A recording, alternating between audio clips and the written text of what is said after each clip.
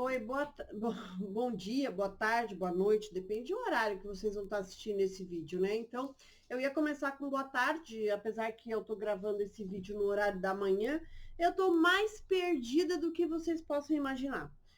Não sei mais nem o que é dia, o que é noite, porque a gente está trabalhando bastante para produzir material para vocês.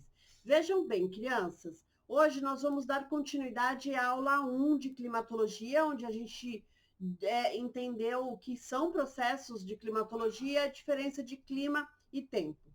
Eu vou pôr o card dessa aula em cima, né? E a aula 2, hoje nós vamos começar a falar um dos primeiros elementos climáticos.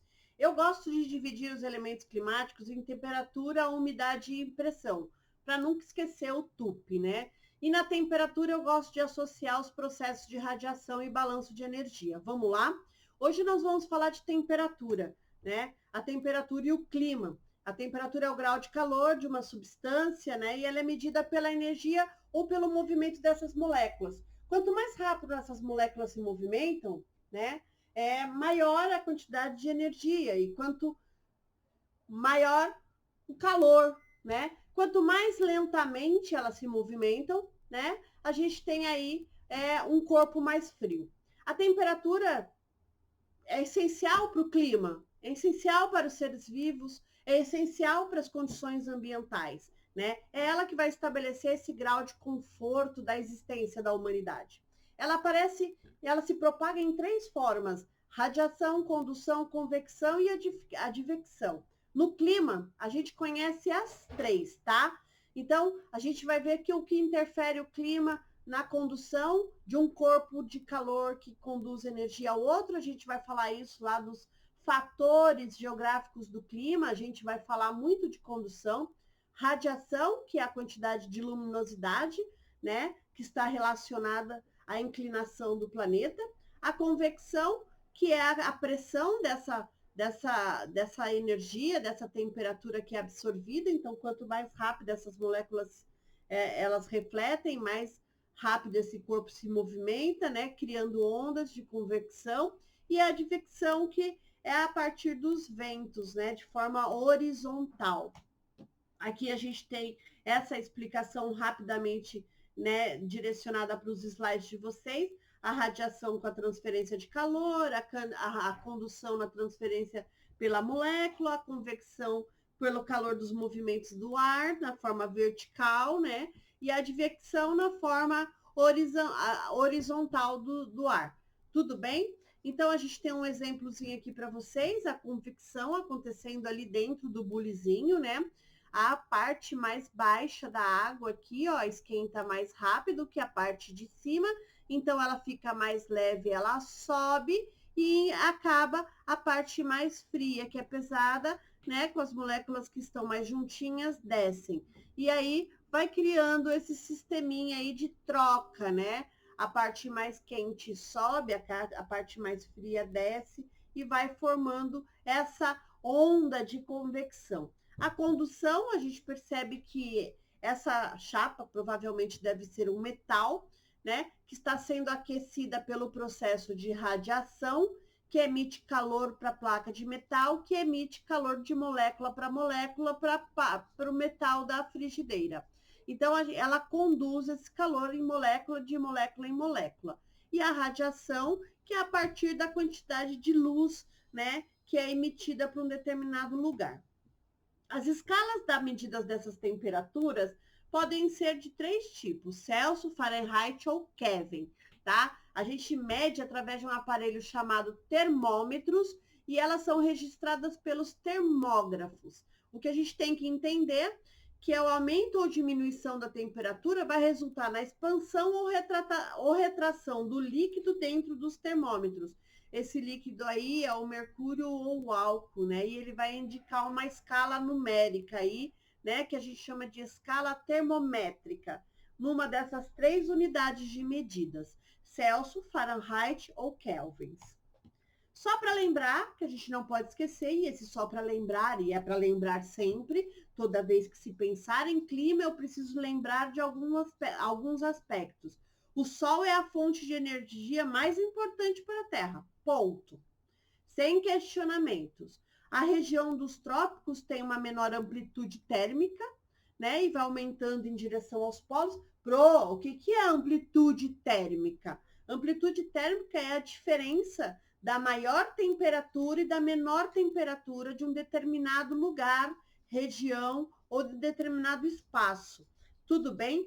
E a altitude, que eu não posso esquecer, tá? Que também tem relação com temperatura. Quanto maior a altitude, menor a temperatura. De novo, vamos só para lembrar: o Sol é a principal fonte de energia do planeta Terra.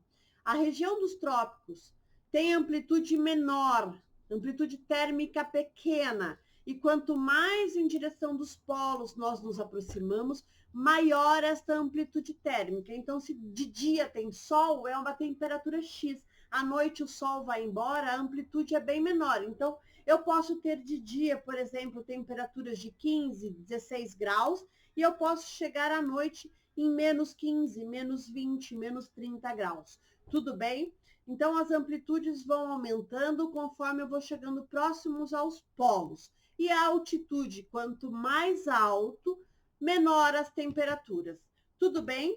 E aí, falando da radiação, como essa temperatura chega no planeta Terra, né? Essa temperatura, ela chega através de radiação solar. O Sol transfere a energia pelo espaço, né? Vem lá dos seus 6.000 graus Celsius, né? E chegando em ondas eletromagnéticas, por meio de vibração de vários comprimentos de ondas, tá? E esse corpo, que é o Sol, como eu falo, ele tem 6.000 graus Celsius, é um corpo quente, emite ondas curtas. E a Terra é um corpo frio, de média de 15 a 16 graus e meio, e emite ondas longas, né? 99% da energia, ela vem para a gente em espectros solares, né, em ondas mais curtas, tá? Então, ela vem entre 0,2 ou 0,4 micras, né? Que é o infravermelho e o ultravioleta aí. Que a luz visível está entre esse espectro, tá? Deixa eu mostrar para vocês um espectro eletromagnético. Os nossos olhos não enxergam todas as cores. Não enxergam. A luz visível está ali, ó, dentro desse espectro onde está escrito visível aqui, ok? Então, essa é a luz que a gente pode enxergar, né? Eu aumentei ali o tamanho desses espectros. Aqui tem um link para que vocês possam acessar, né? Lá nesse site do IBM, tá? Toda possibilidade que o olho pode enxergar enquanto luz. Aí eu tenho esse calor, como ele é transformado e o que ele realiza. O principal fenômeno realizado por essa radiação transformada em calor é o efeito estufa, né? A energia, a radiação é recebida, transformada, a energia é recebida, absorvida pela Terra e ela é transformada em calor. Esse calor, uma parte é absorvida pelas nuvens e por partículas em suspensão que estão na superfície.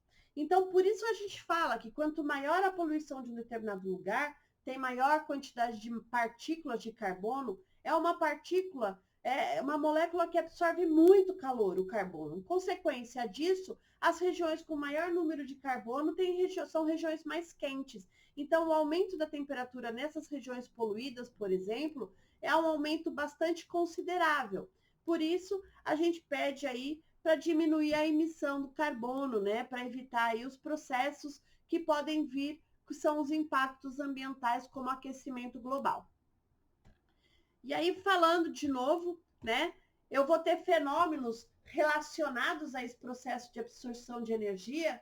Um desses fenômenos é o albedo, é o fenômeno de reflectância dessa luz, né? Então, essas cores, conforme essas cores, quanto mais clara, mais elas refletem a luz. Sendo assim, a superfície não consegue absorver totalmente essa iluminação, essa onda, e ela não consegue transformar em calor.